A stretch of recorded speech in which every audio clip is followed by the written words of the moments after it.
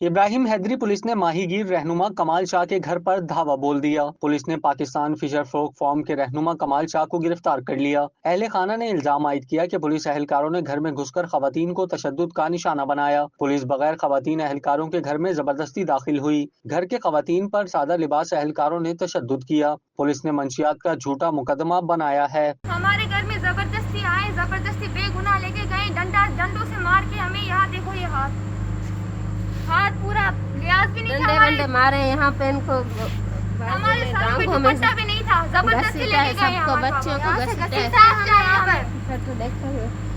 सबको डंडे मारे हैं। उधर से चारपाई को तोड़ के कमर से लेके गए घसीटते हुए, बच्चियों का भी लिहाज नहीं किया। अबू चारपाई पे लेटे हुए थे, आए घर में, पहले सिविल में आए थे सारे। अबू को उठाया, हमने उठाने नहीं दिया, फिर बच्चियाँ थी, इन लोगों ने अबू के ऊपर लेटे, फिर भी अबू को घसीटते हुए लेकर जा रहे थे। दुपट्टे भी ना कोई लेडीज पुलिस थी, दुपट्टे भी छीन लिए।